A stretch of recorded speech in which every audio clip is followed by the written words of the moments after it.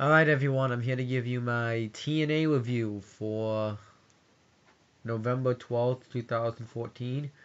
And we get Taz and Mike Tenay on commentary. I think since these shows are taped, what happens is that they make the shows live with no commentary, like it's like a live show. And they do commentary over the show. Kind of how it is. Uh, and it actually kicked off on a good note. I didn't actually see it, but I could hear it. I was helping my sister do something. It was her homework. She lost it. Um, but it was James Storm, the Great Sonata, and Manic came out. I don't know if the Wolves came out first or them. I just saw but the Wolves, it consists of Eddie Edwards and Davey Richards. And James Storm asked them again if the Davey Richards is gonna join his group, and he says no. That he denies it. So they beat him down, the Wolves. James Storm, the Great Sonata, and Manic beat down the Wolves. And James Storm uses his bull rope, ties it around Davey Richards, and hits him with the chair. And then he comes back out with the briefcase. And I knew what this was. I forgot he had this, but I thought that, actually I didn't forget. It's the tag team title briefcase where you get from the Feast of Fire Pose. And I forgot. I thought they just were gonna drop it, but they didn't. And he hits Davey Richards. I think he hits them both with it. And then he says he's gonna cash it in. So he tries to go for a cover, but they kick out. And then Abyss comes out. And at first it looks like that he's gonna help fight them off, but he joins James Storm. He says, "Meet the new member of the group." Well, he doesn't say. Well, meet the newest pledger, I think he said.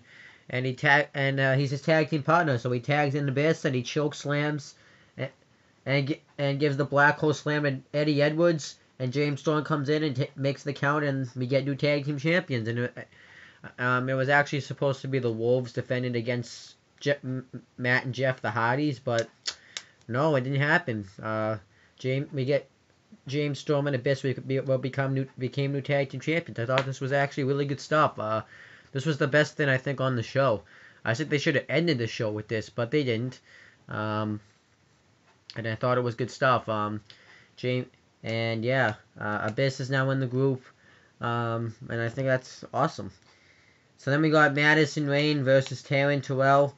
The match was okay. I liked it when Taryn Terrell went off the apron and did a crossbody on the outside to Madison Rayne, but other than that, it was just kind of an average match. And Taryn Terrell wins with the cutter. It was like the diamond cutter, the Diamond Dallas Page used to do. That's how she won. And then we got Mahabila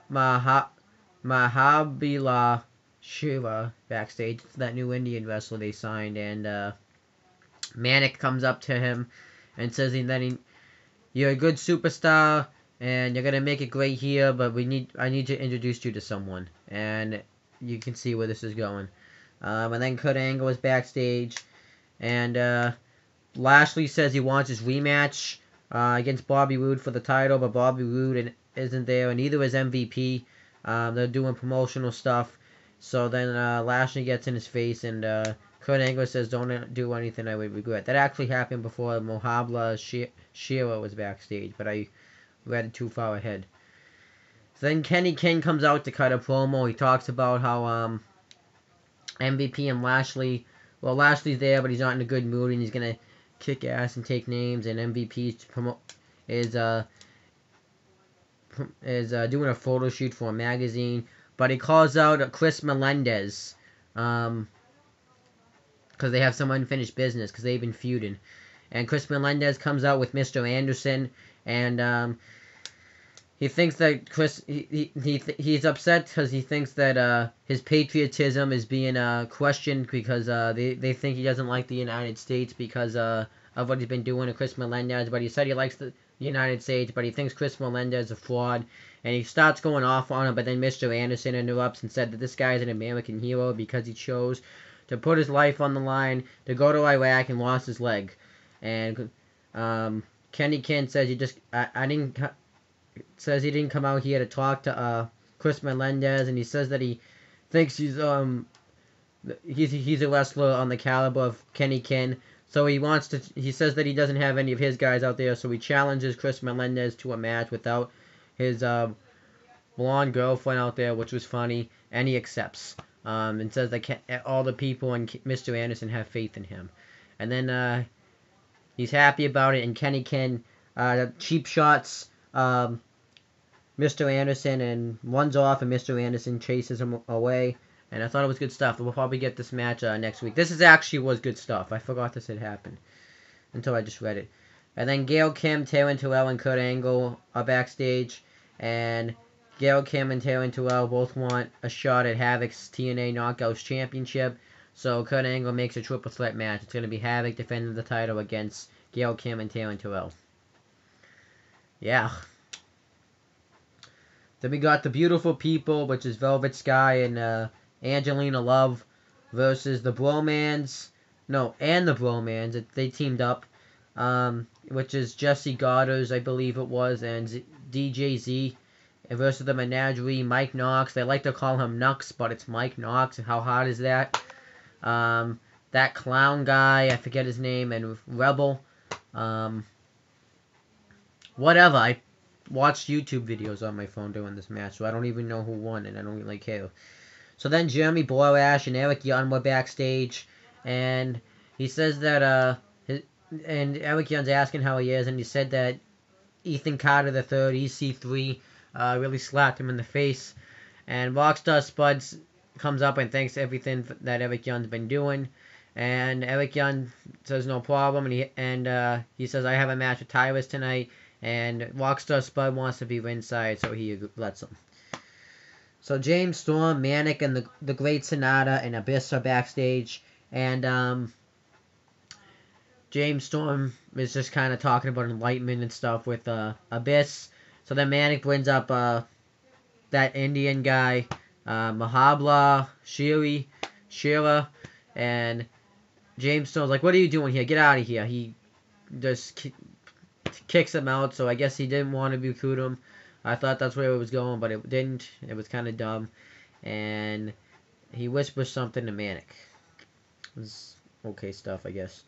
So then we got Tyrus with Ethan Carter III versus Eric Young with Rockstar Spud. Tyrus pretty much dominates the entire match, and Eric Young makes a little bit of a comeback, and he actually body slammed Tyrus. There was no way that could have happened, because Tyrus is like 400 pounds, and Eric Young is like 100 pounds, so obviously Tyrus had to lift himself up. And Eric Young beats him with an elbow drop. Tyrus is going to go nowhere. The WWE didn't know what they were doing with Brodus Clay when he was in the WWE, and he went nowhere, so now it looks like the same thing's going to happen now with Brodus Clay now that he's Tyrus. It's just, why? I mean, I can see EC3 just dumping Tyrus. So then Samuel Shaw and Brittany are backstage because he's set to have a no DQ match with Gunner. And Brittany says, I'm going to say something that's not going to make you very happy. I actually thought she was going to break up with Samuel Shaw, but she says that Gunner came on to her. Okay. Samoa Joe comes out to cut a promo. We find out that he has an injury, and he talks about how the X Division is one of the greatest divisions ever. It makes people put their hearts on the line. Talks about how great of a company TNA is that can't even get a television deal. And talks about how the fans, they're the reasons, and and all the people in the TNA locker room sacrificed their lives. And he says that since he's going to be out of action for a while, he has to relinquish the X Division Championship. So he does so. And he says when he comes back, if the company's still around, he's going to take back that title to whoever has it.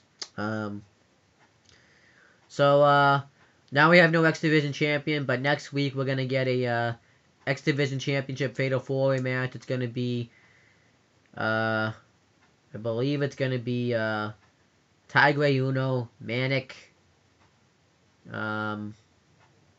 DJZ, and Sanjay Dutt.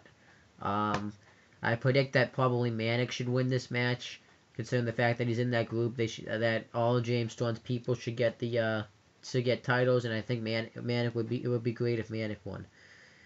And Bram's backstage.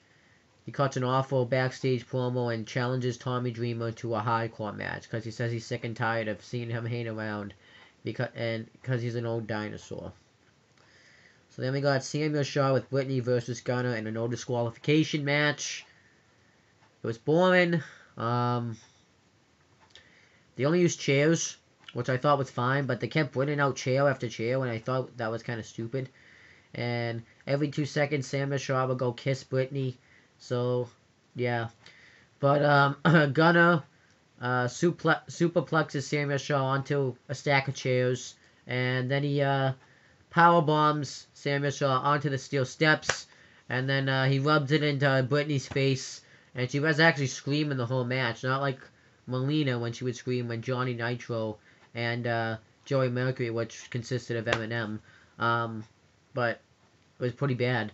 So then eventually she low blows Gunner, and Samuel Shaw hits him off the back with the chair, and he's gonna go for his choke, but Gunner counters with an F5 and wins.